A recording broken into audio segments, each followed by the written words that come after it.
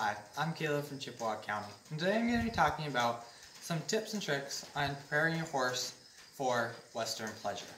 Western pleasure is judged on how your horse looks and moves, rather than the rider. So it's important to get your horse looking the best you can. An easy way to do that is by doing some basic clipping on your horse's head. Starting with the nose, you want to remove all the long tactile hairs that are on the horse's upper lips and lower lip. So I'm using a Oster 30 blade. So larger the number on blades, the shorter it clips. So you want to clip these super short to get them as sleek looking as possible.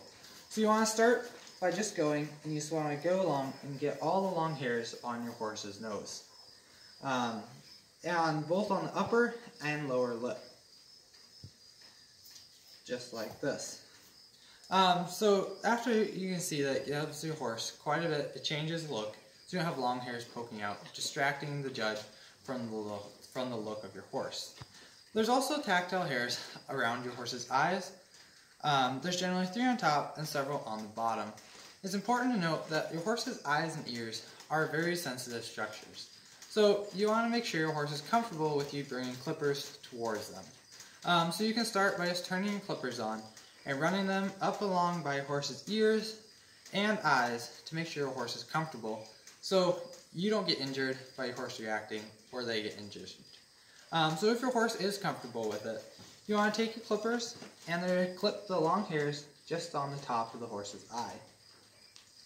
But then you also have the horse's tactile hairs on the bottom. But you have to be careful because you don't want to clip the horse's eyelashes.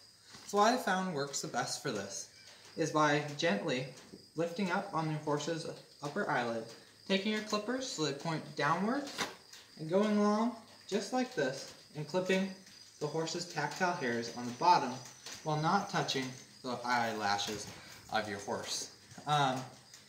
And then moving on to your horse's ears. If your horse is comfortable with their ears being clipped and touched, there's multiple ways you can do it. You can either just take the hairs off from the outside or clip all the hairs within the ears. For places that have lots of bugs and gnats, like where I live, I like to leave the hairs inside the ears of the horse so the horse has some natural protection against those bugs. But to do this, I want to switch to a different blade because I don't want this to be super duper short. So instead, I switch to a 10 blade. It's an Oster 10 blade, so it clips longer than the 30 blade. So you want to go down against the hair on the horse's ears, starting at the top. So I just clip the horse's ears all the way down, just removing all the long hairs that are protruding out from the ears. Just to help give a nice sleek look to the horse's ears without anything being distracted from them. Another thing to do is your horse's bridle path, also using the 10 blade.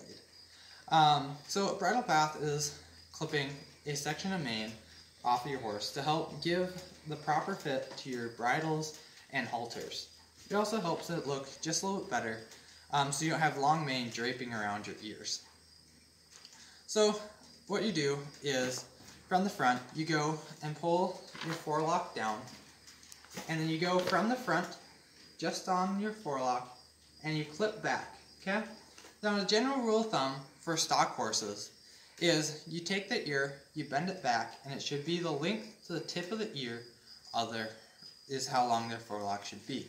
So you want to go against the hair until you reach that point. And then you clip as many times as you need to get your horse's hair down so it looks nice. Now, it's important for stock horses that you clip it short, just the length of their ears. But for non-stock type horses, you clip them differently. Their bridle paths will be 1 to 2 inches longer than that of the stock horses. It's just important, if you do have one of these horses, to go look up on any breed that you have how to do the specific clipping on that horse's breed, so you know you're doing it right. Well, moving on to your mane, there's multiple things you can do. For non-stock type horses, it's important to leave the mane its natural length and not cut it, because that's the way that their breed is shown.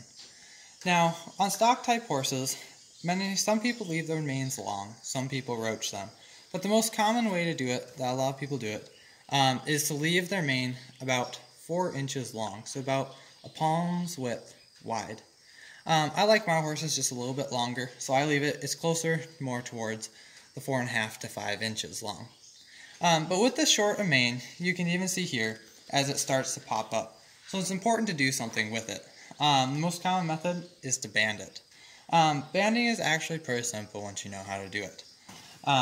First thing you want to do is comb through it. Primarily you band after your horse has been washed, when the mane is still wet. So I've taken a little section and wetted it down here to show you. So you want to band in smaller sections of mane. So about this much. What I found to work out the best way to help keep the other mane out of your way is to take an old hair clip and just hold it to make sure it holds the other hair out of your way. So after you have the section of mane that you want to put into a band, you decide the color of band that you want for your horse's mane. Since my horse's mane is black, I'm going to use a black band to do this. So what I'm going to do is, it's similar to making a ponytail. You just take it and you wrap it around as many times until it's tight. So for like the section of mane I have here, I'm wrapping it about 4 times. Around here to make it sure it's tight and the band does not come out. Then you want to separate it and pull it tight. Now, as you can see, this band stands up. But when you band your horse, it's going to do that all the time. So that's why you do it wet. So then when you put your slinky on and it holds it down, when it dries, when you take your slinky off, your bands will lay flat and they won't be poking up straight up. So then after you get one done, it's just repeating the process. You take your next section of hair that you want to band, you move the other hair out of your way, and you repeat the process. Just like the first one. Taking your band, twisting around till it is tight. And then you just repeat this process all the way down your horse's mane. Making the bands as uniform as possible before your horse's mane dries. Take your time and make this look nice.